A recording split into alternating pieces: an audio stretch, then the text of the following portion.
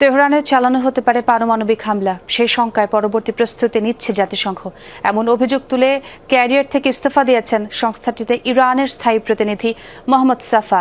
সামাজিক যোগাযোগ মাধ্যমে দেয়া জাতিসংঘ কর্মকর্তার সেই পোস্ট ঘিরেই চলছে ব্যাপক তোলপাড়। দাবি, মানবতা বিরোধী এই চক্রান্ত ফাঁস করতেই দীর্ঘ এক যুগের ক্যারিয়ার বিসর্জন দিয়েছেন শীর্ষ ইরানি ওই কূটনীতিক।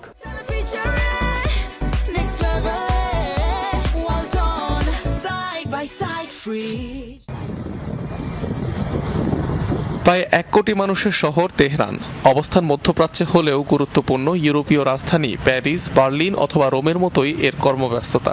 যুক্তরাষ্ট্র ইসরায়েলের সাথে যুদ্ধ ঘিরে বেশ কয়েকদিন ধরেই হামলায় অনেকটা বিপর্যস্ত এই নগরী। এরই মধ্যে এবার দেখা দিয়েছে পারমাণবিক হামলার শঙ্কা। রোববার সামাজিক মাধ্যমে একটি পোস্ট দেন জাতিসংঘে ইরানের স্থায়ী প্রতিনিধি মোহাম্মদ সাফা, যেখানে গুরুতর অভিযোগ তুলে ধরেন তিনি। দাবি করেন, বর্তমানে ইরানের বিরুদ্ধে পারমাণবিক অস্ত্র ব্যবহার পরবর্তী সম্ভাব্য পরিস্থিতি মোকাবিলার প্রস্তুতি নিচ্ছে জাতিসংঘ।